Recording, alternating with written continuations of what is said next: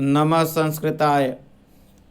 संस्कृत साहित्य की अतिथियों, मैं संस्कृताश्रिता सूरजभान प्रयागराज से आज हम इस वीडियो में आपको काव्य दीपिका ग्रंथ का अध्ययन कराएंगे। हम तो आपको बहुत कुछ तो नहीं बताएंगे, लेकिन बिहार या स्टेट में यह लगा हुआ है विषय काव्य दीपिका, तो इससे कम से कम 5 से 7 प्रश्न आते हैं। तो आप किस तरह से प्रश्न को पकड़ें और किस तरह से प्रश्न पूछे जाते हैं, यह हम आपको अवगत कराएंगे इस वीडियो में। तो सबसे पहले आप इस चैनल को सब्सक्राइब करें और वीडियो को लाइक करें और वीडियो को शेयर भी करना ना भूलें। तो काव्य दीपिका में जो ये स्टेट में है, वहाँ पे 6 टॉपिक है। पहला टॉपिक है काव्य का प्रयोजन, दूसरा टॉपिक है काव्य का लक्षण, तीसरा टॉपिक है शब्द शक्ति, चौथा टॉपिक है काव्य का भेद, पांचवा टॉपिक है काव्य का गुण, छठवां टॉपिक है काव्य रीति।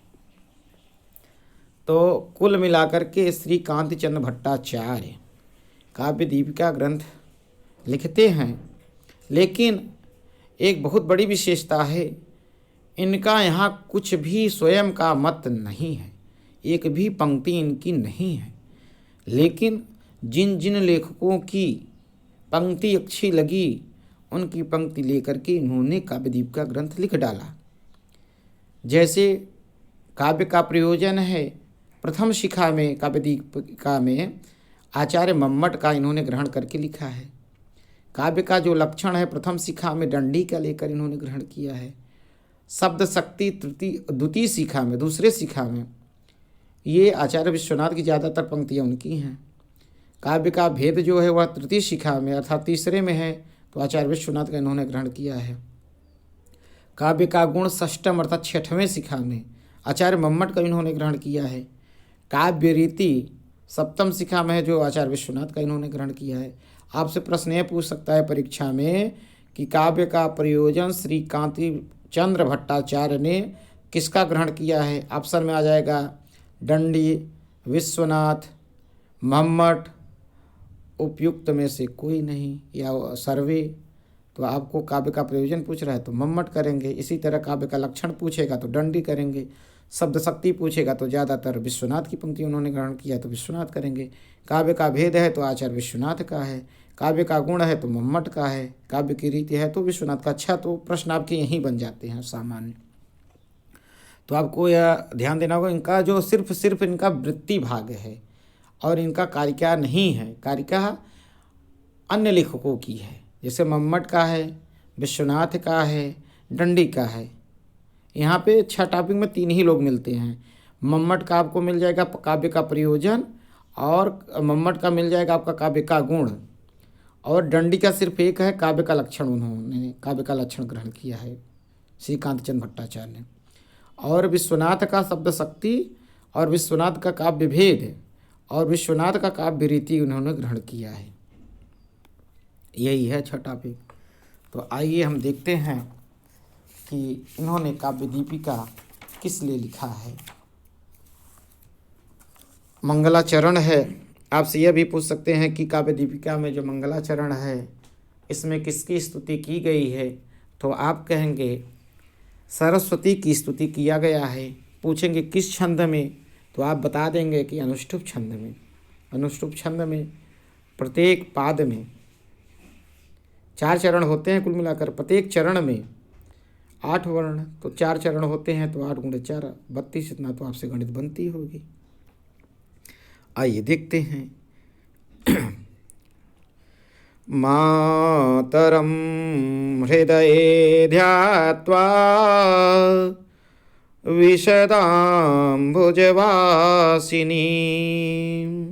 अब दूसरे पेज पे आपको मिल जाएगा बालानां सुखबोधाय क्रियते काव्य दीपिका। बालानां सुखबोधाय क्रियते काव्य दीपिका। सबसे पहले बड़ी बात विशेषता यह है, सबसे बड़ी विशेषता यह है, इन्होंने काव्य दीपिका ग्रंथ की रचना क्यों की? तो इसी पंक्ति में आई है कि बालानां सुखबोधाय क्रियते काव्य दीपिका। बालक बालिकाओं के लिए सरलतम रूप करने के लिए इन्होंने काव्य दीपिका ग्रंथ का काव्य दीपिका ग्रंथ लिखा। तो आप देखते हैं यहाँ पे कि क्रियते काव्य दीपिका, तो क्रियते में मया अध्याहार कर लीजिए, अर्थात मया कौन? तो श्रीकांत चंद्र भट्टाचार्य।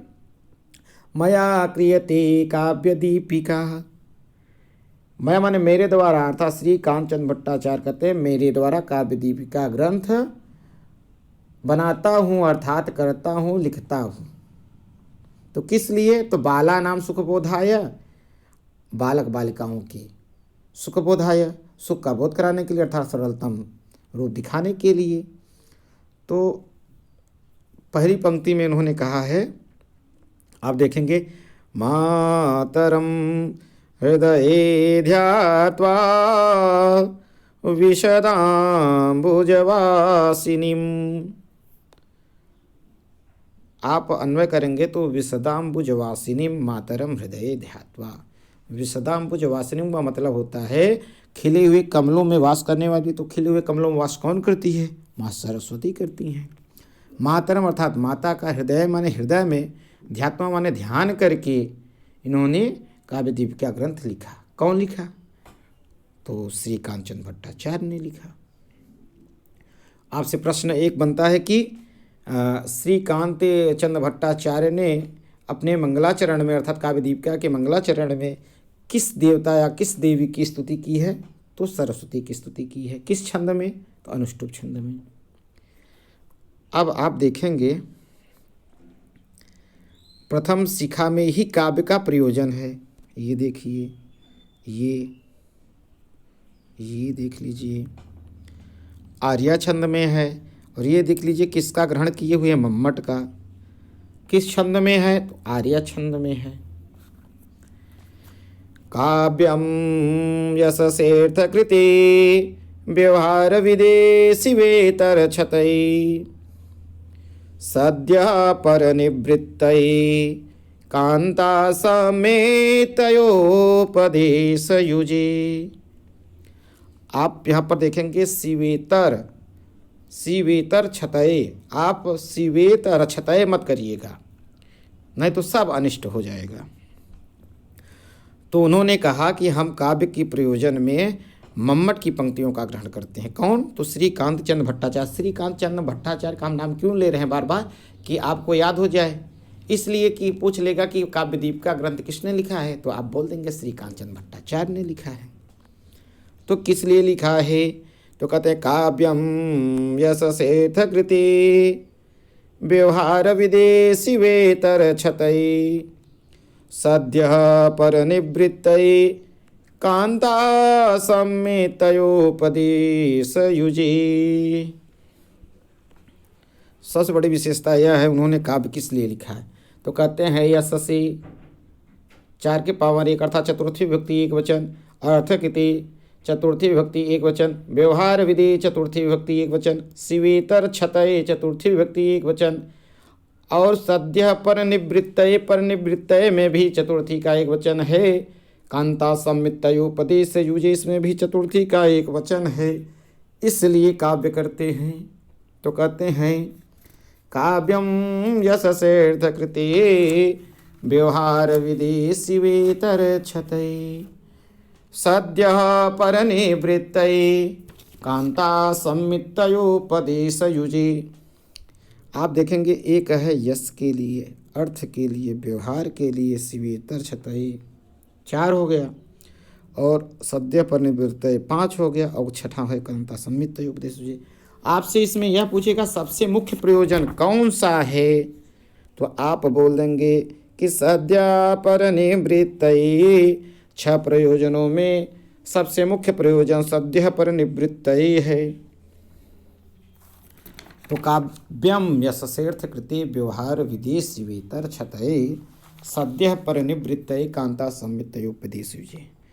तो इसमें पूछ लेगा आपकी कि काव्य प्रयोजन में उन्होंने काव्य प्रयोजन कितना बताया, तो उन्होंने काव्य प्रयोजन 6 प्रयोजन बताए हुए हैं। यश, अर्थ, व्यवहार, शिवेतर क्षतय, सद्य परिनिवृत्तये, कांता समितय, विदेशुजे, 6 प्रयोजन बताए हुए हैं। तो 6 प्रयोजन में सबसे मुख्य प्रयोजन सद्य परिनिवृत्तये है। तो आपको यह कारिका याद रहेगी तो आपको पता होगा कि परीक्षा में पूछ लेगा कि काव्यम यशस्यर्थ कृते व्यवहार विदेशी वेतर क्षतय सद्य परिनिवृत्तये डैश डैश डैश रिक्त स्थान भरिए। तो आप भर सकते हैं, जब आपको याद होगा तो कांता समितय विदेशुजे।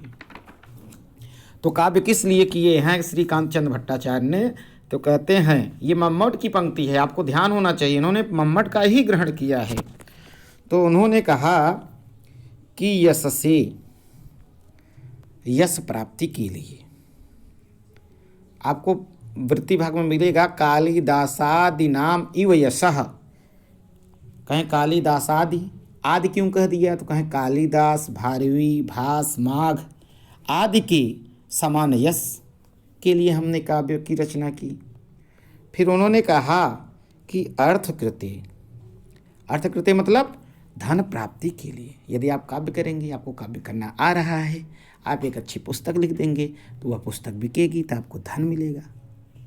तो कारिका में के बाद जो वृत्ति भाग है उसमें आपको मिलेगा श्री हर्षा देह धावकादि नाम इव धनम।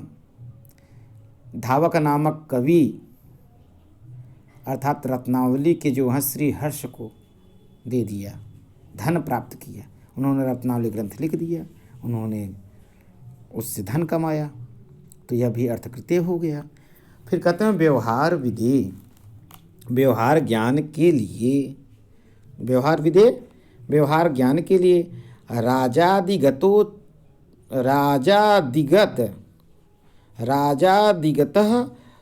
उचित आचार परिज्ञानम। कहने का मतलब है राजा, मंत्री, माता, पिता, गुरु आदि के उचित व्यवहार ज्ञान के लिए। रामायण के अध्ययन से व्यवहार ज्ञान, रामादिवत व्यवहार न रावणादिवत। कहने का मतलब कि हम काव्य मुझे यह भी सिखाता है कि मुझे लोगों से व्यवहार किस तरह से करना चाहिए, रावण जैसा करना चाहिए अथवा राम जैसे। तो काव्य मुझे यह सिखाता है कि मुझे जो व्यवहार करना है वह राम जैसे व्यवहार करना है, रावण जैसे नहीं। और कहते हैं शिवेतर क्षतये, शिवेतर क्षतय मतलब शिव प्लस इतर प्लस क्षतये, अर्थात शिव माने मंगल, इतर माने भिन्न अर्थात मंगल से भिन्न अर्थात अमंगल नाश के लिए। तो आपको वृत्ति भाग में मिलेगा आदित्यादेह मयूरादि नाम इव अनर्थ निवारणम। मंगल से भिन्न अर्थात अमंगल के नाश के लिए आपको मिलेगा मयूर भट्ट द्वारा कुष्ठ रोग निवारण के लिए। सूर्य शतक में सूर्य स्तुति के लिए सूर्य शतक की रचना की गई थी, तो उसमें यह बताया गया कि आपको कुष्ठ रोग, धूप में आप बैठेंगे देर तक तो ये कुष्ठ रोग से आप निवारण पा जाएंगे। फिर कहते हैं सद्य पर निवृत्तये, सद्य पर निवृत्त अर्थात तुरंत तत्काल आनंद अनुभूति के लिए आपको वृत्ति भाग में मिलेगा सकल प्रयोजन मौलीभूतम समंतर रेवर करके है काव्य प्रकाश में। तो यह सबसे सर्वश्रेष्ठ प्रयोजन है जो तत्काल आनंद की अनुभूति कराए। फिर इसके बाद है कांता संमित तयोपदेश युचे। कांता संमित, कांता माने कामनी अर्थात पत्नी के समान उपदेश के लिए काव्य की रचना की। तो उन्होंने कहा कि कांता जैसे किसी का कोई पत्नी है, उसका पति घर में प्रतिदिन शराब पी के आता है, शराब पीकर आता है, तो उसकी पत्नी अपने पति को बहुत सहजता के साथ शराब छुड़ा देती है। आप कहाँ से सीखेंगे? काव्य से सीखेंगे। तो वह जब खाना खाने के लिए आता है उसका पति, तो वह कहती है आपको मैं चिमटे से मारूंगी, आप अब शराब पी के आए। तो वह ऐसे कहते कहते उसका शराब छुड़ाती। तो हमने कहाँ से सीखा? काव्य से सीखा। इसलिए श्रीकांत चंद्र भट्टाचार्य मम्मट की पंक्ति लिए किसके लिए? तो कहते हैं कि काव्य के प्रयोजन के लिए। सबसे अच्छा काव्य का प्रयोजन जो बताया है आचार्य मम्मट ने बताया है, ऐसा श्री कांतचंद्र भट्टाचार्य को लगा, इसलिए उन्होंने काव्य दीपिका ग्रंथ लिखा और काव्य का प्रयोजन मम्मट का ग्रहण किया। 6 प्रयोजन है और इसमें छंद है आर्या और सबसे प्रमुख अर्थात मुख्य प्रयोजन सद्यः पर निवृत्तये है और इसमें 6 प्रयोजन बताए गए हैं। अब हम प्रयोजन तो देख लिए, अब इसी में आगे आता है, आपको दिखाते हैं।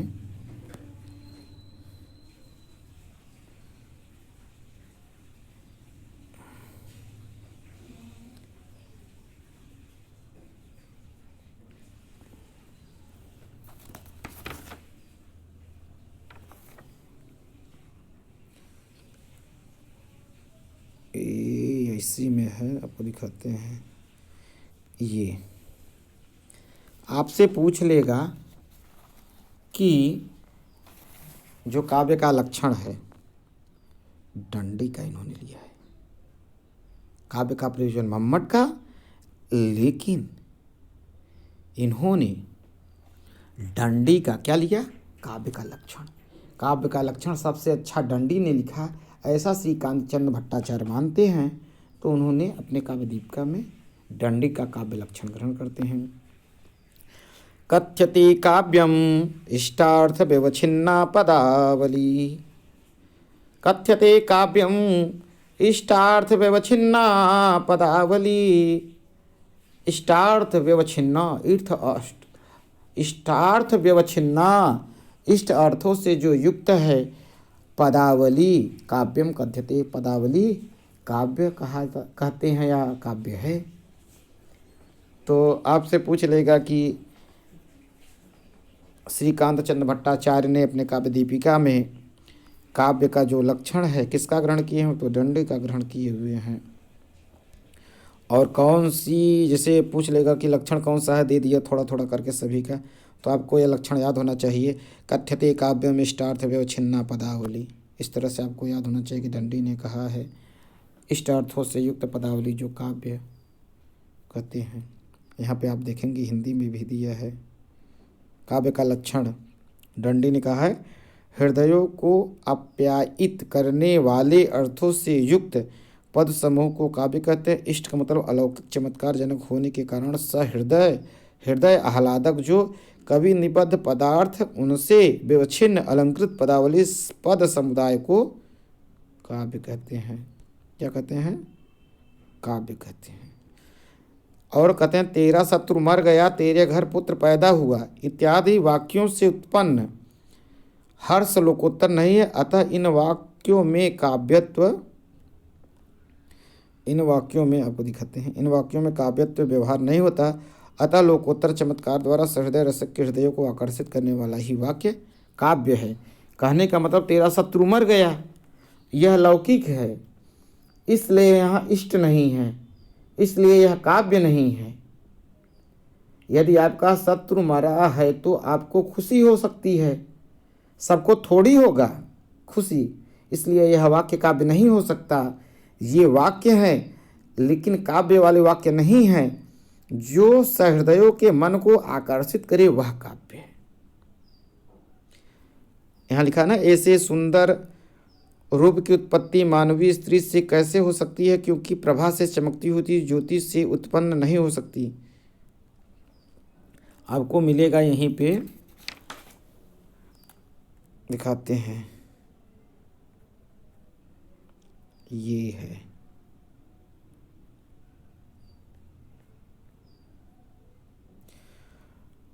ये देखिए,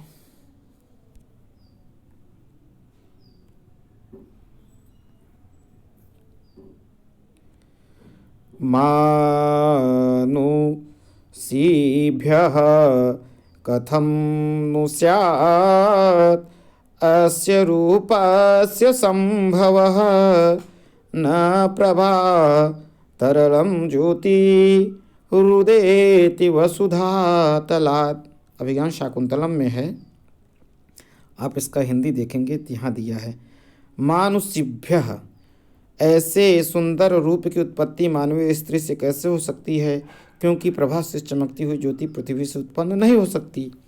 कहने का मतलब यह है कि चमकती हुई चीज ऊपर से ही आती है, पृथ्वी से नहीं।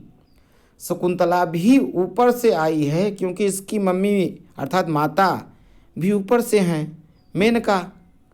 तो इसमें ये दिए हैं, काव्य का उदाहरण दिए हुए हैं। एक और काव्य का उदाहरण इन्होंने दिया है, आप देखिए ये देखिए, उद्गीर्ण दर्भ कवला मृगी परित्यक्त नर्तना मयूरी अपसृत पांडुपत्रा मुंचन्ति अश्रु इवलता। उद्गीर्ण दर्भ कवला मृगी परित्यक्त नर्तना मयूरी अपसृत पांडुपत्रा मुंचन्ति अश्रु इवलता। आप देखेंगे इसका हिंदी यही दिया है। शकुंतला के वीरा की व्यथा से मृगी ने कुश के कवल ग्रास को उगल दिया, मयूरी ने अपने नर्तन को बंद कर दिया, पत्तों के गिराने के ब्याज से मानो लताएं आंसू बहा रही हैं। यह भी काव्य का उदाहरण है। पूछ लिया, मान लीजिए कि आ गया इसका उदाहरण है, काव्य का प्रयोजन का है या काव्य का लक्षण का है, तो आपको कहना होगा कि ये काव्य का लक्षण का उदाहरण है। मानुषिभ्य कथम नु स्यात् अस्य रूपस्य संभवः न प्रभातरलम ज्योति उदेति वसुधातलात्। एक ये है और दूसरा ये है, उद्गीर्ण दर्भ कवला मृगी प्रत्यक्त नर्तना मयूरी अपसृत पांडुपत्र मुंचन्ति अश्रु इवलता। फिर हम आपको आगे चलते हैं आपको द्वितीय शिखा में, और द्वितीय शिखा में वाक्य का स्वरूप का लक्षण बताते हैं इन्होंने। वाक्य कहते हैं किसे के, तो इन्होंने कहा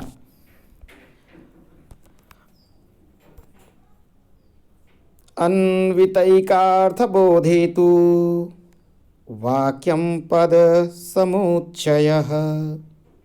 अन्वितैकार्थबोधेतु वाक्यं पद समुच्चयः। परीक्षा में आपसे पूछ लेगा, ये ऐसे से डैश डैश कर देगा, तो वाक्यम पद समुच्चय रिक्त स्थान आ जाएगा, तो आपको भरना होगा अन्वितैकार्थ बोधि। इस तरह से भी प्रश्न पूछ सकता है। कहने का मतलब है कि वाक्य का स्वरूप का लक्षण बताते हैं श्रीकांत चंद्र भट्टाचार्य अपनी द्वितीय शिखा में अर्थात दूसरे शिखा में। तो कैसे कहते हैं कि इन वाक्यों के पढ़ने से कोई भी लक्षण आनंद सरहदियों से होता है, ये काव्य कहे जाते हैं। आगे इन्होंने इस तरह से इतना बता दिए, तो इन्होंने कहा कि वाक्य कहते किसे हैं, वाक्य कहते किसे हैं, तो उन्होंने कहा पद समुच्चय तो वाक्यम। तो उस पद समुदाय को, उस पद समुदाय को क्या कहते हैं, वाक्य कहते हैं। और क्या कहते हैं कि अन्वितैकार्थ बोधि। कहने का मतलब अन्वित पदों से जहाँ अर्थबोध होता है, अन्वित पदों से जहाँ अर्थबोध होता है, उस पद समुच्चय को अर्थात पद समुदाय को वाक्य कहते हैं। ये हो गया। तो आपको इसमें कुछ करना है नहीं, सिर्फ आप ये देख लेंगे कि वाक्य का लक्षण क्या है। तो अन्वितैकार्थ बोधे तो वाक्यम पद समुच्चय है। मैं ज़्यादा आपको नहीं बताऊंगा, सिर्फ पास कराने के लिए। आपको 5 प्रश्न आ रहे हैं, 7 प्रश्न आ रहे हैं, सातों बन जाएं इसलिए। तो वाक्य कैसे हो सकता है, तो कहते हैं जैसे यहाँ पे आप देखेंगे नीचे दिया हुआ है,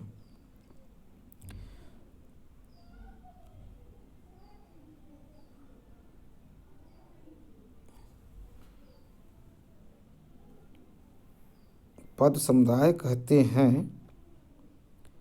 आपको मैं दिखाता हूँ।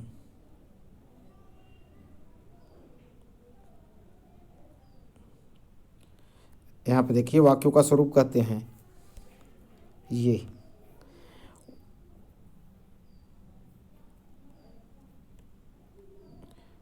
वाक्यों का स्वरूप कहते हैं आकांक्षा युक्ता और आसक्ति द्वारा परस्पर अन्वित पदों से जहाँ अर्थबोध होता है, उस पद समुदाय को वाक्य कहते हैं।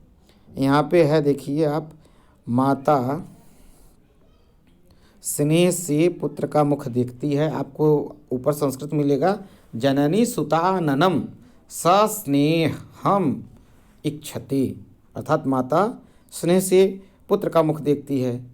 और यहाँ लिखा है अतः वाक्य नहीं कहा जा सकते, वाक्य तो वही कहा जा सकता है जो एक पद समूह से संबंध एक ही अर्थ का बोध कराए। यहाँ पर एक ही अर्थ का बोध करा रहा है। माता स्नेह से पुत्र का मुख देखती है, बिना स्नेह का वो पुत्र का मुँह नहीं देखती। माता को बहुत स्नेह होता है अपने पुत्र से, इसलिए जननी सुता ननम सस्नेहम इच्छति, ये हो गया। और आप यही देखेंगे, इन्होंने एक लाइन दिया है, यहीं आपको मिल जाएगा, सुप्तिगंतम पदम प्राह पाणी निर्मुनि सत्तम, पद का भी लक्षण इन्होंने यहीं पे दिया है। तो ये देखिए, आपको पूछ लेगा, ऐसे डैश डैश कर देगा, ऐसे ऐसे, प्राह पाणी निमुर निसत्तमः, ऑप्शन में ए में आ जाएगा वाक्य, दूसरे में आ जाएगा पद, तीसरे में आ जाएगा वाक्य और पद, चौथे में आ जाएगा लक्षणा, कुछ भी दे दे। तो आपको करना क्या होगा, सुप्तिगंतम पदम प्राह पाणी निमुह निसत्तमः, कहने का मतलब यह है कि सुबंत और जो तिगंत हैं, सुबंत और तिगंत पदम पद हैं।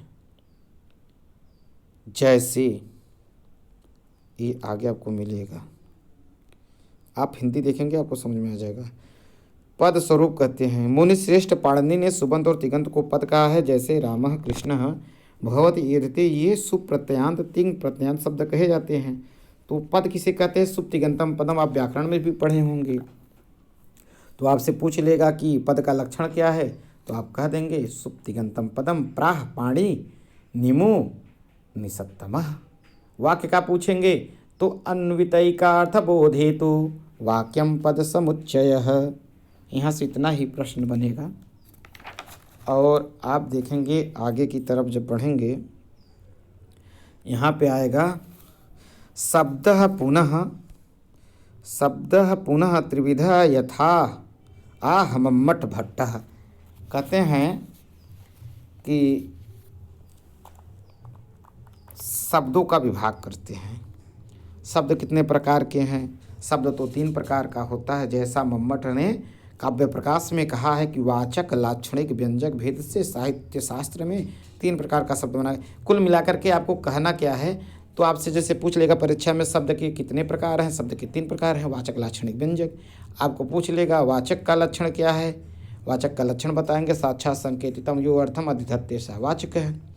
फिर वाचक का लक्षण, वाचक भी कितने प्रकार के होते हैं वो भी आपको बताना होगा कि वाचक भी इतने प्रकार के होते हैं। एक वाचक दे देगा, 3 अर्थ के दे देंगे। तो इसमें से वाचक का लक्षण मतलब शब्द शक्ति का प्रकार। शब्द कितने प्रकार के होते हैं, शब्द 3 प्रकार के होते हैं। अर्थ कितने प्रकार के होते हैं, 3 प्रकार के। आपसे पूछ लिया कि शब्द कितने प्रकार के होते हैं, 3 प्रकार का। अर्थ 3 प्रकार का। अर्थ जब पूछेगा वाच्य लक्ष्य व्यंग, और शब्द पूछेगा तो वाचक लाक्षणिक व्यंजक। यहाँ से प्रश्न आता नहीं। इसके आगे हम चलते हैं, आपको दिखाते हैं।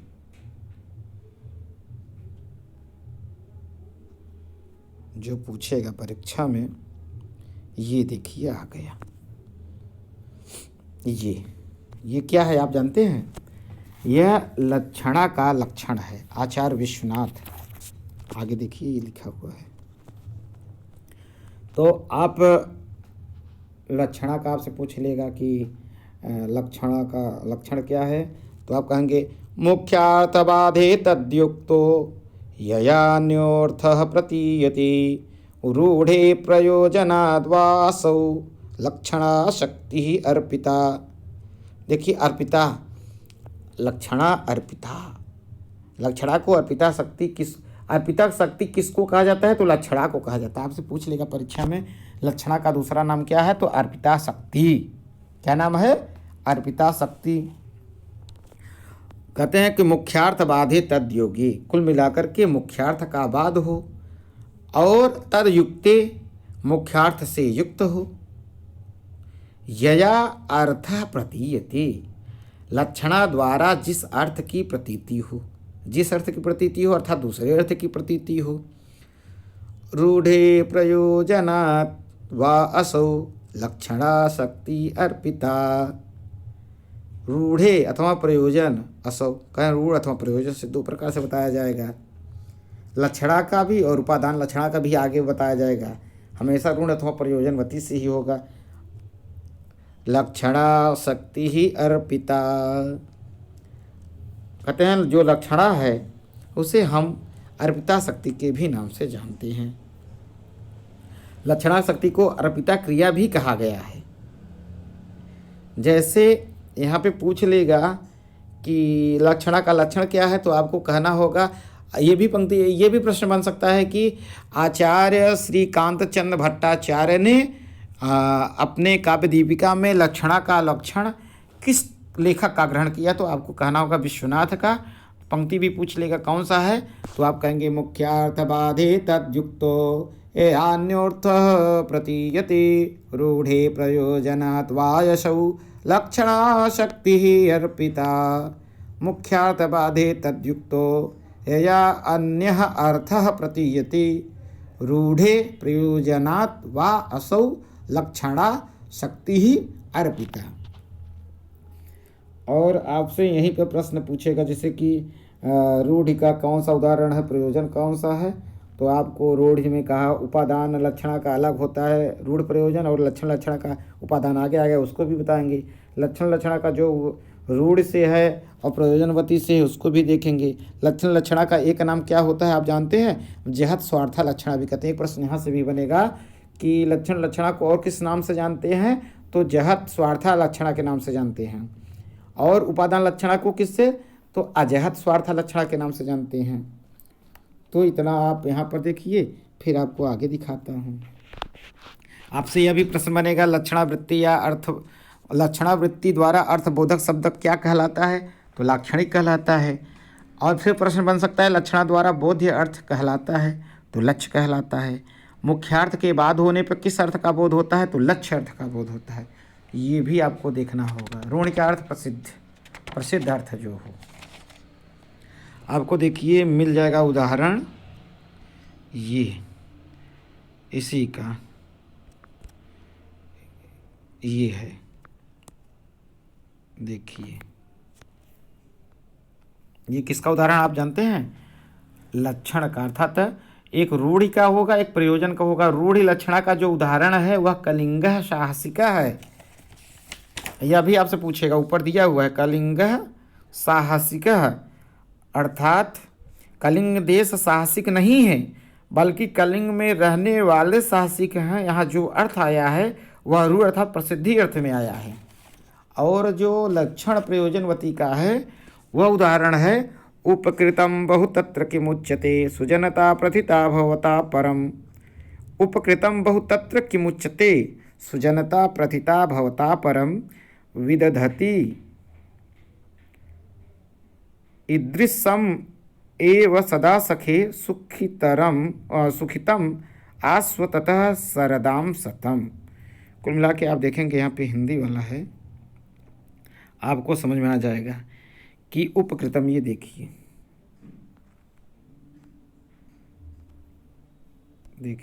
आप, ये दिया हुआ है उपकृतम अर्थात अपकारी के प्रति किसी भी व्यंग्योक्ति है। हे सखे मित्र, तुमने बहुत ही उपकार किया है, इस विषय में मैं क्या कहूँ। आपने बहुत ही बड़ी सुजनता प्रकट किया है, ऐसा ही कार्य करते हुए तुम सैकड़ों वर्ष सुखी रहकर जीते रहो। यहाँ इसका व्यंग्यार्थ रूप यह है कि तुम मर जाओ। तो यह प्रयोजनवती का उदाहरण है। लक्षणा का जो रूढ़ अथवा प्रयोजन से है तो कहते हैं रूढ़ का जो रूढ़ि लक्षणा है उसका उदाहरण होगा कलिंगः साहसिकः। कलिंग देश साहसिक नहीं है, बल्कि उसमें रहने वाले जो व्यक्ति हैं वे साहसिक हैं। और यहाँ पे उन्होंने कहा कि ऐसा ऐसा है, आपने मेरे ऊपर बहुत उपकार किया, तो उपकार नहीं किया, आप सैकड़ों वर्ष जीवित न रहो, कहें कि सैकड़ों वर्ष जीवित रहो, व्यंग्य बोले हुए हैं। तो यह जो व्यंग्यार्थ है अर्थात तुम मर जाओ, यह प्रयोजनवती लक्षणा का उदाहरण होगा। अब आगे आप देखेंगे, आपको फिर बताते हैं।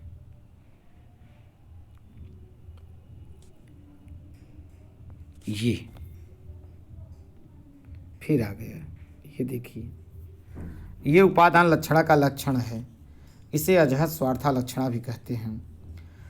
स्वसिद्धये पराक्षेपे, स्वसिद्धये पराक्षेपे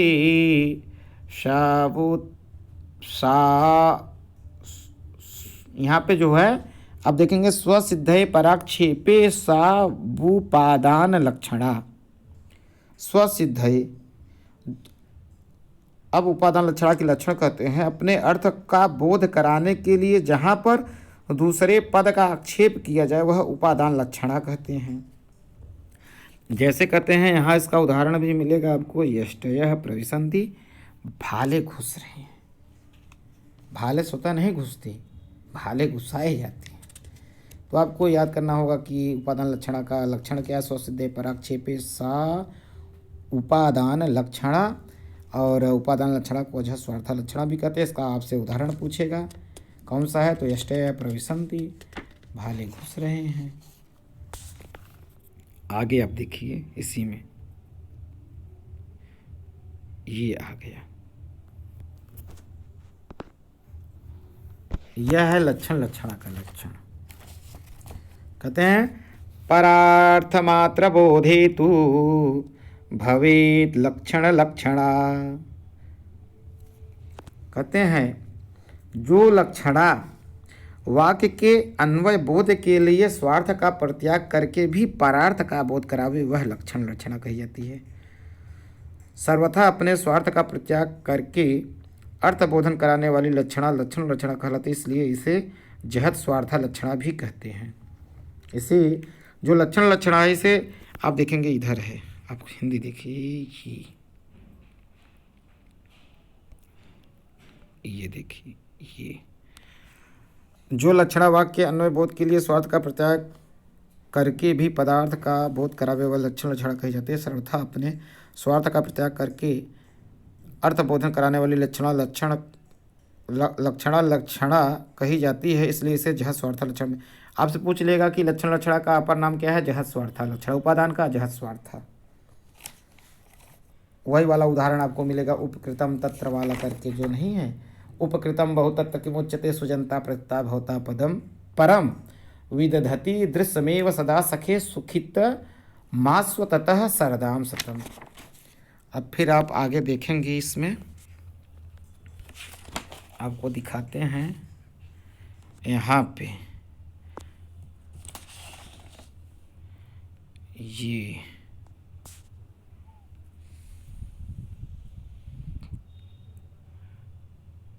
ये देखिए, ये क्या है, व्यंजना का लक्षण है। इन्होंने व्यंजना का जो लक्षण है वह आचार्य विश्वनाथ का ग्रहण किया। ये देखिए, ये आपसे एक प्रश्न यह भी पूछ लेगा कि जो व्यंजना का लक्षण श्रीकांत भट्टाचार्य ने लिया है किस लेखक का ग्रहण किया है, तो आपको कहना होगा कि विश्वनाथ का। काव्य का प्रयोजन मम्मट, और काव्य का जो लक्षण है वह दंडी का है, और यहाँ व्यंजना जो है वो विश्वनाथ का। व्यंजना में व विश्वनाथ व, व्यंजना में व विश्वनाथ में व, आप इस ट्रिक से भी पकड़ सकते हैं। सा वृत्ति व्यंजनानां शब्दस्य अर्थादिकस्य च विश्वनाथ। आप यहाँ पे हिंदी देखेंगे आप समझ जाएंगे। व्यंजना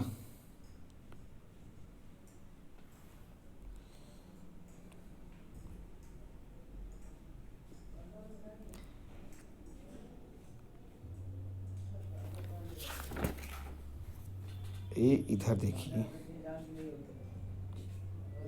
व्यंजना का स्वरूप देखिए, यहाँ पे अभिधा लक्षणा तात्पर्याख्या वृत्तियाँ जब अपना अपना व्यापार करके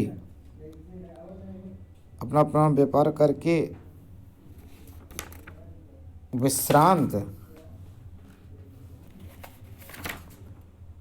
विश्रांत हो जाती हैं। ये देखिए, विश्रांत हो जाती हैं उस समय जिस वृत्ति से अन्य अर्थ की प्रतीति होती है, वह व्यंजना नाम की शब्द और अर्थ में रहने वाली वृत्ति है। व्यंजना शब्द में भी होगी, अर्थ में भी होगी। तो व्यंजना के प्रकार पूछेंगे तो व्यंजना दो प्रकार की होती है। ये देखिए भेद, शब्द की भांति अर्थ भी अर्थांतर व्यंजक होता है, इसलिए शाब्दिक व्यंजना और अर्थी व्यंजना के भेद से व्यंजना दो प्रकार की होती है। शाब्दिक व्यंजना के भेद कहते हैं। शाब्दिक व्यंजना की दो प्रकार की होती है, एक अभिधा मूला, दूसरा लक्षणा मूला। आपको वही आगे आपको बताया जाएगा। आपसे जैसे पूछेगा कपर्दी भीमः या किसका लक्षण है, तो आप देखेंगे शाब्दी च द्विधा विधा मूला लक्षणा मूधा यथा विशेषकम चिन्हम यथा कपर्दी भीमः, इस तरह से आपको मिलेगा। फिर देखिए ये हो गया। फिर यहीं पे आप देखेंगे शाब्दी च द्विधा अभिधा मूला लक्षणा मूधा, अभिधा मूला लक्षणा मूला। अब आप आगे चलिए, आपको परीक्षा पास करना है, आपको बहुत विशेष बातें नहीं, आप परीक्षा किस तरह से पास करेंगे उसको आप देखें। इधर आपको उदाहरण मिलेगा, ये देखिए। जैसे ये पूछ लेगा कि ये किसका उदाहरण है, तो आपको कहना होगा अभिधा मूला शाब्दी व्यंजना का उदाहरण है। शाब्दी मूला अर्थात अभिधा मूला शाब्दी व्यंजना का उदाहरण है। कुबेर गुप्ता दिशमोष्ण रश्मौ गंतुम प्रवृत्ते समयं विलंघ्य दिग्दक्षिणागंधवहं मुखेन व्यलीकने श्वासमिवो ससर्ज। इस तरह से आपको ये भी उदाहरण याद करना होगा। ये कुमार संभव में है, ये लिखा हुआ है, आप इसका हिंदी देख लेंगे। फिर ये दूसरा उदाहरण है, दिए हुए हैं ये अभिधा मूला व्यंजना का। आच्छादिताय दिगंतर्मुच्चकैर्गाम आक्रम्य संसितमुदाग्र विशाल श्रृंगम मूर्ध्नि स्खलत्तुहिन्दिदिति कोटिमेनम ओदिक्षको भुवि न विस्मयति नगीसम। शिशुपालवधम में आया है। यह जो है अभिधा मूला शाब्दी व्यंजना का है। और इसके आगे भी ये जो दोनों उदाहरण इसी का है। फिर आप देखेंगे यहाँ पे ये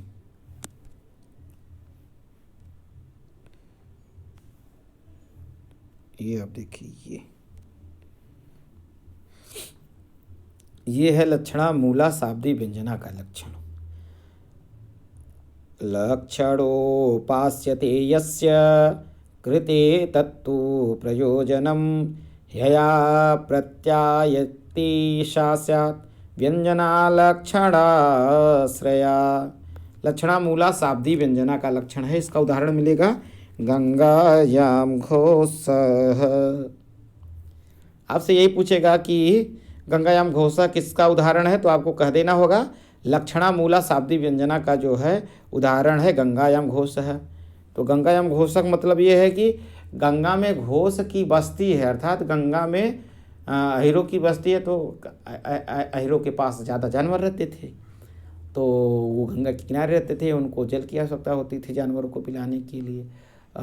शैत पावनत्व की ज़रूरत था, शीतलता के लिए, बहुत गर्मी होती थी गर्मी के महीनों में, तो नदी के किनारे रहेंगे ठंडा रहेगा, इसलिए लक्षणा मूला शाब्दी व्यंजना का जो उदाहरण होगा वह गंगायाम घोष होगा। फिर आप आगे देखेंगे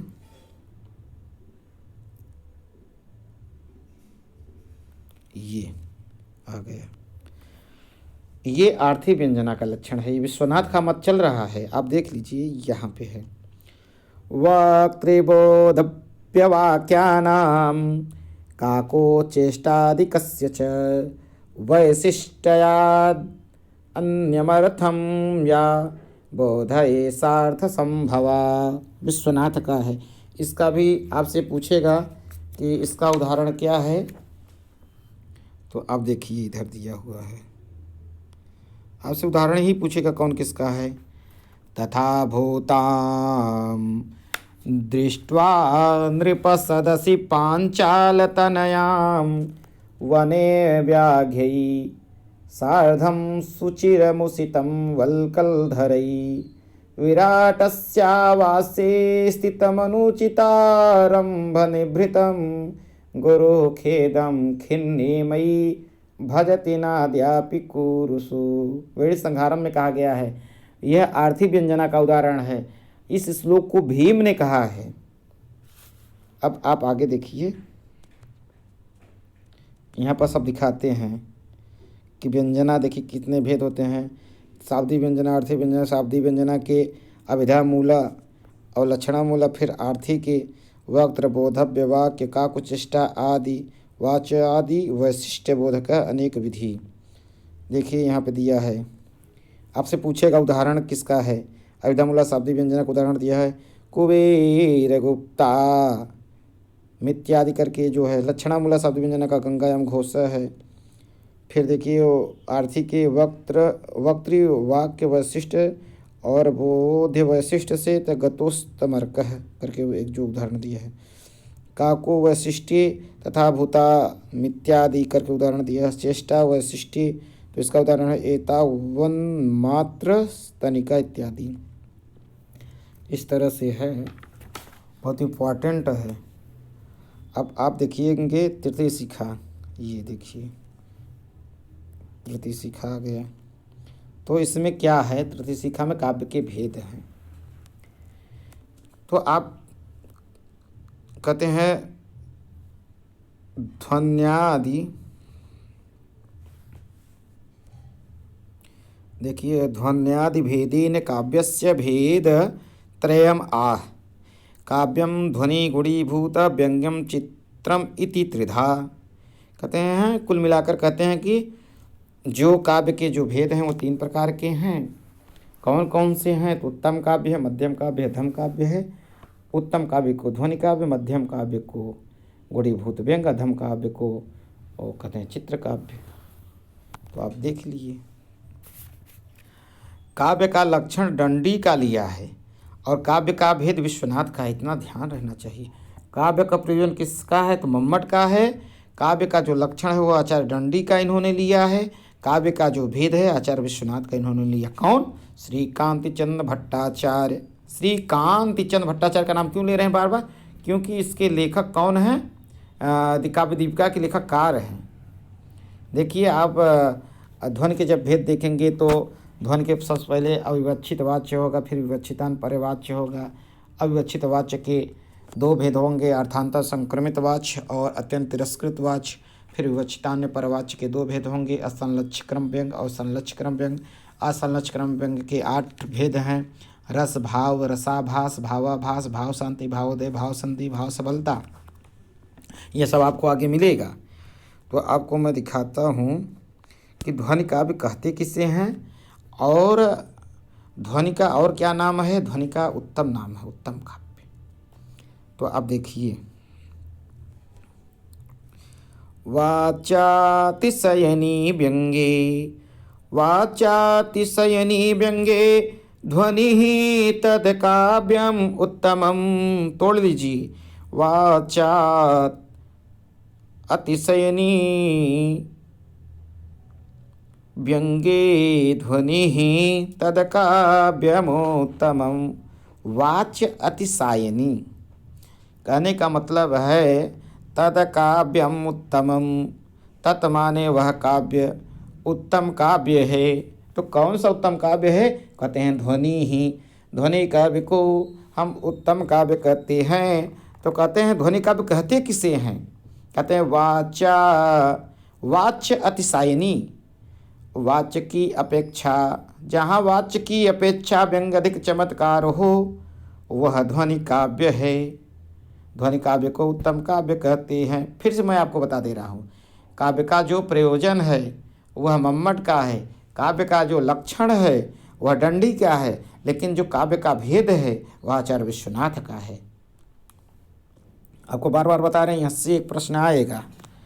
फिर कहते हैं कि यहाँ पे देखिए, भेदौ ध्वने अपि द्वौ उदीरितौ लक्षणा अभिधा मूलौ अविवक्षित वाच्यो वाच्यः अन्यो विवक्षितान्य परवाच्यश्च। तो आप देखेंगे कि यह भी आचार्य विश्वनाथ का है कि जो ध्वनि काव्य है, उत्तम काव्य है, उसी का हम भेद करते हैं। अविवक्षित वाच्य और विवक्षितान परवाच्य। अविवक्षित वाच्य को हम लक्षणामूलक ध्वनि कहते हैं और विवक्षितान परवाच्य को हम अभिधामूलक ध्वनि कहते हैं। यह भी आपको याद करना होगा। फिर आप देखेंगे आगे की तरफ, ये आ गया, यह क्या है? तो कहते हैं अर्थांतरम संक्रमिते वाच्येत्यंतम तिरस्कृते अविवक्षित वाच्योपि ध्वनि द्वैर्विध्यमृच्छति। अब कहते हैं कि अविवक्षित वाच्य के भेद कहते हैं, तो उसके जो भेद होते हैं अर्थांतर संक्रमित और अत्यंत तिरस्कृत। तो आपको याद करना होगा कि जो ध्वनि काव्य अर्थात उत्तम काव्य, उसके दो भेद हैं। पहला अविवक्षित वाच्य, उसके भी दो भेद हैं, अर्थांतर संक्रमित वाच्य, अत्यंत तिरस्कृत वाच्य। और दूसरा जो भेद है विवक्षितान परवाच्य, इसके दो भेद हैं, असंलक्ष क्रम व्यंग और संलक्ष क्रम व्यंग। तो इतना आपको देखना होगा।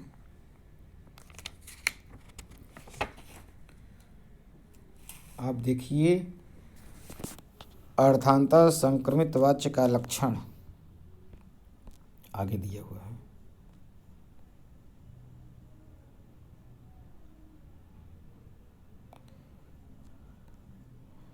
इसका उदाहरण है, देखिए भैया, सबसे पहले अर्थांतर संक्रमित वाच्य का लक्षण मतलब कहते किसे कहें, आप सब समझ लीजिए हिंदी में।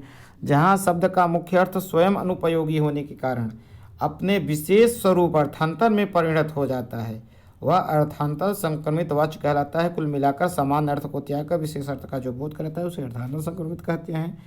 और अत्यंत तिरस्कृत वाच्य आगे मिलेगा आपको, जहाँ शब्द अपने मुख्य अर्थ को सर्वथा छोड़कर दूसरे ही अर्थ का बोध कराता है, वह अत्यंत तिरस्कृत वाच्य कहलाता है। मुख्यार्थ का मतलब वाच्यार्थ होता है, इतना ध्यान होना चाहिए। कभी लोग बोलते हैं वाच्यार्थ, कभी मुख्यार्थ, दोनों एक ही चीज़ है। इसका उदाहरण आएगा, तावास्मि वच्मि विदुषां समवायोऽत्र तिष्ठति आत्मीयां मतिमास्थाय स्थितिमत्र विदेहि तत्। इतना अंदर से नहीं पूछेगा, आगे चलिए आप ये देखिए।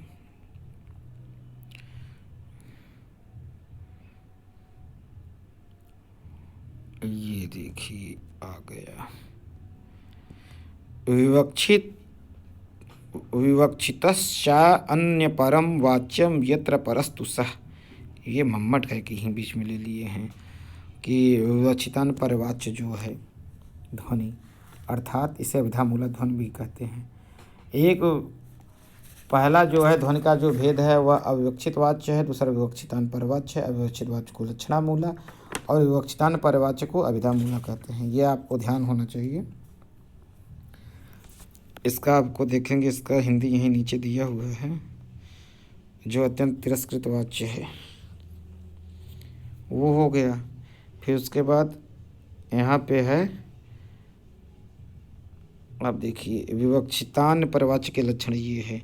दूसरा भेद है जहाँ पर वाच्य विवक्षित हो, स्वरूप का प्रकाशक हो तथा व्यंग परक हो, वह विवक्षितान परवाच्य ध्वनि। कुल मिला के वही जो हमने आगे बताया है। यहाँ से कुछ आने होने वाला है नहीं, आप आगे चलिए। ये सब कुछ नहीं आने वाला, आपको मिलेगा आगे की तरफ। मैं बता रहा हूँ कहाँ।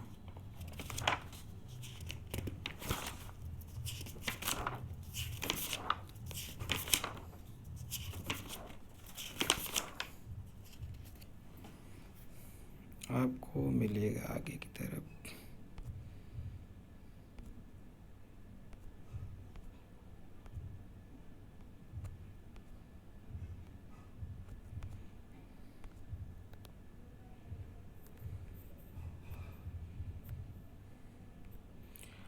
आपको आगे की तरफ मिलेगा। अभी तो वही बता रहे हैं, भेद प्रभेद।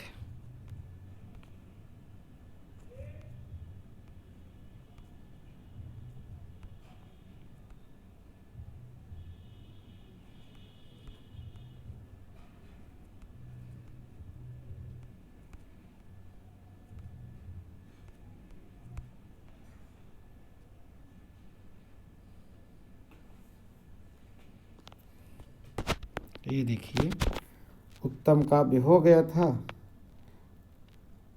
अर्थात ध्वनि काव्य हो गया था। ध्वनि काव्य को उत्तम काव्य कहे थे। तो कहते हैं गुणीभूत व्यंग्य का इसका लक्षण है अनुत्तमे गुणीभूत व्यंग्यम व्यंग्ये तु वाच्यतः। जहाँ व्यंग्यार्थ की अपेक्षा वाच्यार्थ अधिक चमत्कार युक्त हो, वह मध्यम काव्य है। अनुत्तमे गुणीभूत व्यंग्यम व्यंग्ये तु वाच्यतः, यह आपको कार्य का याद करना होगा। ये जो आपको लक्षण है, कभी इसका पूछ सकता है उदाहरण कौन सा है, ये किसका उदाहरण है। ये देखिए यहाँ पे दिया हुआ है, ये देखिए, अत्रासीत फणिपास बंधन विधि सत्या भवत्येवरे गाढ़ं वक्षति ताडिते हनुमता द्रोणादिरत्नाहृतः दिव्यैरिन्द्रजित अत्र लक्ष्मण सरई लोकांतरम लंबितः केनप्यत्र मृगाक्षी राक्षसपते कृता च कंठाटवी। तो इसमें ऐसे ऐसे बताया है, राम अपना नाम नहीं लिया है, हमने मारा, इसलिए यहाँ पर जहाँ व्यंग्यार्थ की अपेक्षा वाच्यार्थ अधिक चमत्कार युक्त हो गए, इसलिए इसे गुणीभूत काव्य कहते हैं, अर्थात मध्यम काव्य कहते हैं। यह भी एक आपसे बनता है। और आप आगे की तरफ देखेंगे, यही मिल जाएगा आपको चित्र काव्य का भी लक्षण। ये देखिए, बहुत आपको पढ़ना नहीं है, आप बस देखे रहिए। व्यंग्यार्थहीनम काव्यम यत तत् तु चित्रम इति स्मृतम। अर्थात कहते हैं कि जो काव्य व्यंग्यार्थहीन हो, व्यंग्यार्थहीनम काव्यम, जो काव्य व्यंग्यार्थहीन हो वह अधम काव्य है। और अधम काव्य को चित्र काव्य भी कहते हैं और इसे अवर काव्य भी कहते हैं, 3 नामों से। कभी कभी पूछ लेगा कि जो चित्र काव्य है उसको और किस नाम से जानते हैं, तो अधम काव्य के नाम से जानते हैं, अवर काव्य के नाम से जानते हैं। इसके 2 भेद हैं, एक शब्द चित्र है, एक वाच्य चित्र अर्थात अर्थ चित्र। शब्द चित्र का मतलब वाच्यार्थ की अपेक्षा शब्द प्रधान हो, वाच्यार्थ चित्र मतलब शब्द की अपेक्षा वाच्यार्थ प्रधान हो, अर्थ प्रधान हो, अर्थ चित्र। तो आप इसमें देखेंगे, इसके उदाहरण मिल जाएंगे आपको। ये देखिए दिया है ना, कूजत कुंज कुटीर कौशिक घटा घूतकार वल कीचक। तो यहाँ देखिए कु कु कु कु कु कु बार बार आया है, क कु कु कु क करके आया है। तो यहाँ पर शब्द जहाँ अर्थात जिस वाक्य में कहना कहते हैं, जहाँ अर्थात जिस काव्य में वाच्यार्थ की अपेक्षा शब्द की ही अधिक चमत्कारिता हो, वह शब्द चित्र काव्य कहलाता है। तो यहाँ पे शब्दों की है। अब आप ऐसे देखेंगे, अर्थ का भी मिल जाएगा। ये देखिए आ गया, ते दृष्टिमात्र पतिता अपि कस्य नात्र क्षोभाय पक्ष्मल दिशा मलका खलाश्च नीचा सदैव सविलास मली त्वलग्ना मलिक लग्ना ये कालताम कुटिलताम इव न त्यजंती। वसंत का छंद में है, 14 वर्ण है, यह अर्थ चित्र अर्थात वाच्य चित्र। यहाँ पे अर्थों की प्रधानता है। तो इस तरह से ये हो गया। और आप देख लीजिए इसके आगे, मैं आपको परीक्षा पास करने के लिए बता रहा हूँ। तो षष्टम शिखा चलिए, आपको मिल जाएगा। जब षष्टम शिखा में चलेंगे तो आपको मिल जाएगा, दिखा रहा हूँ।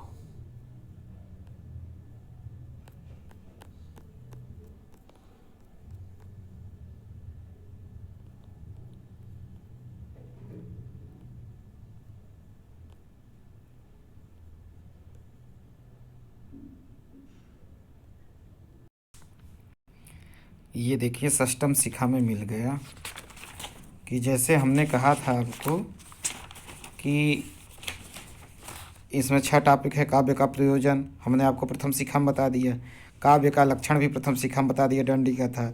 शब्द शक्ति भी बता दिया द्वितीय शिखा में। तृतीय शिखा में आप काव्य का भेद बता दिए, 3 प्रकार के, उत्तम, मध्यम, अधम। और जो काव्य का गुण है यह षष्ठम शिखा में है। तो काव्य का गुण, तो गुण किसे कहते हैं आप देखिए, तो गुण के भी विषय में आपको बता देते हैं। ये देखिए, ये रसस्यांगिनो धर्मा शौर्यादय इवात्मनः। फिर आप आगे की पंक्ति देखेंगे, यही मिलेगा, उत्कर्ष हेतुवस्ते, उत्कर्ष हेतवस्ते स्युः अचल स्थितयो गुणा। कहने का मतलब है, आप यहाँ जब हिंदी देखेंगे इसका, यहाँ से देखेंगे, देखिए, मम्मोट भट्टोक्त गुणों के स्वरूप, जो अंगी रस के उत्कर्ष को बढ़ाने वाले और सदा उनके साथ रहने वाले धर्म, फिर अगले पेज पे दिया है, धर्म हैं, वे गुण कहे जाते हैं।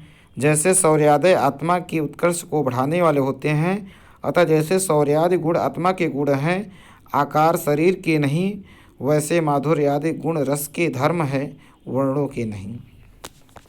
आपसे यहाँ प्रश्न पूछेगा कि गुण किसके धर्म है, तो रस के। रसस्यांगिनो धर्मा के गुणा, इसका लक्षण क्या है। आप कह सकते हैं कि आपसे पूछ लेगा कि जो श्रीकांत चंद्र भट्टाचार्य ने अपने काव्य दीपिका में काव्य का गुण का लक्षण क्या बताया है, तो आपको याद होना चाहिए, ये रसस्यांगिनो धर्म शौर्यादय इवात्मनः उत्कर्ष हेतवस्ते स्युचल स्थितयो गुणा। अर्थात जो अंगी रस के उत्कर्ष को बढ़ाने वाले और सदा उनके साथ रहने वाले धर्म हैं, वे गुण कहे जाते हैं। शौर्यादि आत्मा के उत्कर्ष को बढ़ाने वाले होते हैं, अतः जैसे शौर्यादि गुण आत्मा के गुण हैं, आकार शरीर के नहीं, वैसे माधुर्यादि गुण रस के धर्म हैं, वर्णों के नहीं। आपसे पूछेगा गुण कहाँ नहीं रहता, तो गुण वर्णों में नहीं रहता, और गुण कहाँ रहता है, गुण रसों में रहता है। और आपसे ये भी पूछ सकता है कि माधुर गुण में कौन कौन रस होते हैं, तो माधुर गुण में करुण, विप्रलंब, श्रृंगार, शांत रस रहता है। इससे ज़्यादा आपसे कुछ नहीं पूछने वाला। फिर उन्होंने माधुर्य गुण का लक्षण बताए हुए हैं आपसे, फिर उसके उदाहरण दिए हुए हैं, फिर ओज गुण और प्रसाद गुण को बताते हैं, उसका लक्षण बताते हैं। यही है, तो मैं आपको दिखा दे रहा हूँ। सबसे पहले माधुर्य को देख लीजिए, माधुर्य ओज प्रसादा ख्या त्रयस्ते समुदीरिता, अर्थात 3 प्रकार के हैं, माधुर्य ओज प्रसाद। तो इन्होंने कहा कि आप जो गुण आनंद पैदा करें वो आह्लादक माधुर्यम चित्तस्य द्युति कारणम। देखिए, आह्लादकत्वम माधुर्यम चित्तस्य द्युति कारणम, ये देखिए, आह्लादकत्वम माधुर्यम चित्तस्य द्युति कारणम। आह्लादकत्व मतलब जो गुण आनंद पैदा करे वो माधुर्य है। सीधी सीधी बात, आपको हिंदी दिखा देते हैं। गुण के 3 भेद, माधुर्य ओज और प्रसाद, 3 प्रकार गुण होते हैं। चित्त को द्रवीभूत बनाने वाले आह्लादक आनंद को माधुर्य कहते हैं। और यह जैसे आपसे पूछ लेगा माधुर्य गुण किन किन रसों में रहता है, तो करुण, ये देखिए, करुण में, श्रृंगार में, शांत में। ये बहुत पूछता है, किसी भी परीक्षा में आपसे पूछ सकता है। तो माधुर्य गुण में कौन कौन से रस होते हैं, तो करुण, विप्रलंब, कहते हैं विप्रलंब, श्रृंगार। ये जो है गलत लग गया है, ये यहाँ लगना चाहिए था, ये एक है, करुण, विप्रलंब, श्रृंगार और शांत। माधुर्य गुण में 3 रस होते हैं, करुण रस, विप्रलंब, श्रृंगार और शांत रस। ऐसे ही माधुर्य गुण के आप देख सकते हैं, इसका उदाहरण भी दिया है, ये देखिए,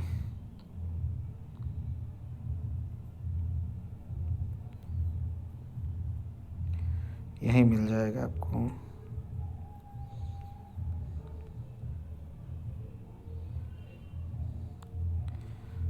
ये देखिए कुमार संभव में दिया है ना, तदिदम क्रियताम अनंतरम भवति तद इदम क्रियताम अनंतरम भवतो बंधु जन प्रयोजनम विधुराम ज्वलनाति सर्जनान ननु माम प्रापय पत्युरंतिकम। कुमार संभव इस तरह से है। माधुर्य गुण का पूछ सकता है शंकर भगवान जब कामदेव को जला दिए तब रति रो रही थी, तब का यह उदाहरण है माधुर्य गुण का। और आप आगे देखिए इसी तरह आपको मिल जाएगा।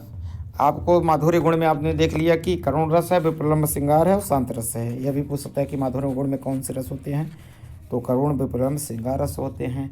अब फिर आप ओज को देख लीजिए, ये आ गया ओज चित्तस्य विस्तार रूपम दीप्तवम उच्यते वीर विभत्स रौद्रसु। कुल मिलाकर के ओज गुण का लक्षण जो है आचार्य विश्वनाथ का दिए हुए हैं।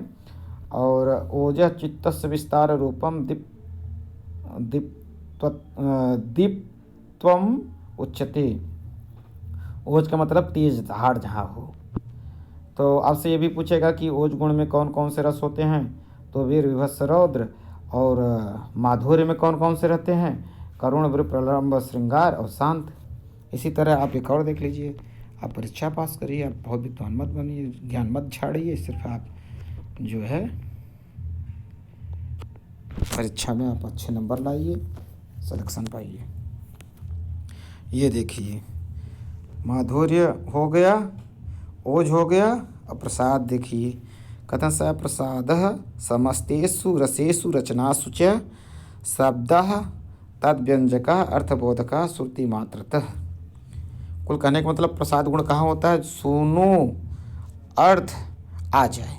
मतलब जैसे आप सुनिए किसी शब्द को और उसका अर्थ आपको आ जाए तो वो प्रसाद गुण है, सुनते ही अर्थ बन जाए।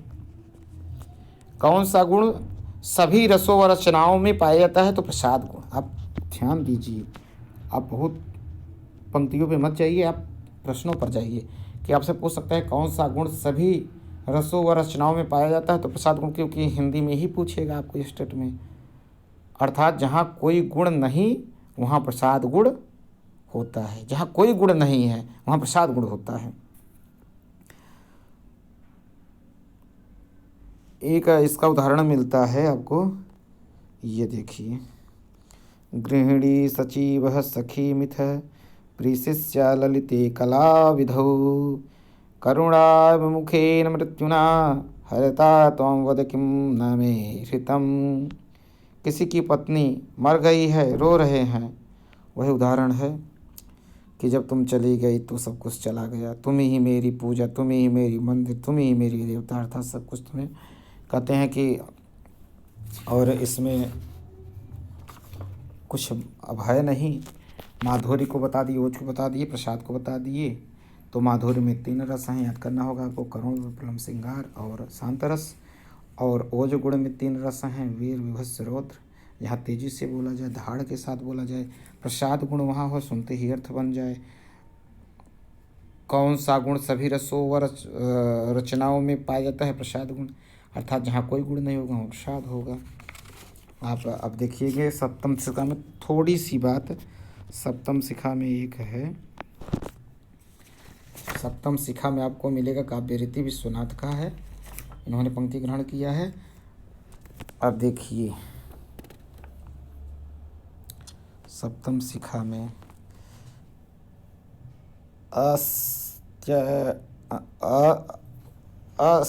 इसको आप तोड़ लेंगे तो अस्ति अनेकः गिराम मार्गः सूक्ष्म भेदः परस्परम। अस्यनेको गिराम मार्गः सूक्ष्म भेदः परस्परम। आचार्य विश्वनाथ का लिया है इन्होंने। मार्ग मतलब रीति, मार्ग का अर्थ है रीति। आप यहाँ हिंदी देखेंगे आपको समझ में आ जाएगा। रीति का स्वरूप और उसके भेद इस प्रकार हैं। यद्यपि वाणी के पारस्परिक सूक्ष्म भेदों के अनेक मार्ग हैं, तथापि उनमें से वैदर्भी और गौड़ी के जिनके भेद अत्यंत स्फुट हैं उन्हीं के विषय में कहता हूँ। विश्वनाथ का इन्होंने लिया है इन्होंने भी। वैदर्भी रीति को कहते हैं कि यहाँ पे बताते हैं, देखिए ये आ गया।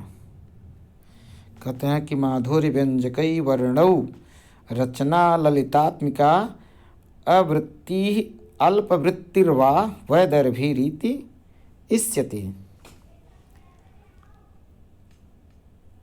इन्होंने कहा कि हम वैदर्भी को बताते हैं। देख लीजिए थोड़ा सा उन्होंने आचार्य विश्वनाथ का लिया, तो यहाँ आप देखिए ये दिया हुआ है।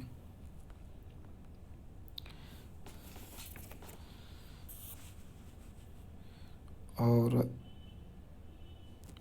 ये देखिए वैदर्भी का स्वरूप उन्होंने कहा कि माधुर्य व्यंजक वर्णों से जो रचना ललित हो, समास रहित छोटे छोटे समासों से युक्त हो, उसे वैदर्भी रीति कहते हैं। और यहाँ पर देखिए गौड़ी का भी बता दिए, ओज का प्रकाशित करने वाले कठोर वर्णों से बने हुए अधिक बड़े बड़े समस्त पदों से युक्त आडंबर को गौड़ी रीति कहते हैं। इस तरह से हमारा जो है काव्यदीप का ग्रंथ संपन्न हुआ। और इसी सारे प्रश्न फंस जाएंगे। आप चैनल को सब्सक्राइब कर लें, वीडियो को लाइक कर दें, वीडियो को शेयर कर दें। तब तक के लिए नमः संस्कृताय। हमने आपसे वादा किया था कि काव्यदीप का वीडियो लेके आ रहे हैं, तो आपके सामने लाया। बहुत विद्वान की बात हमने विद्वतापूर्ण बातें नहीं किया, सिर्फ इतना ही किया कि आप परीक्षा अच्छे नंबरों से पास हो जाएं। और ज्ञान नहीं झड़ना है, सिलेक्शन लेना है। तब तक के लिए नमः संस्कृताय।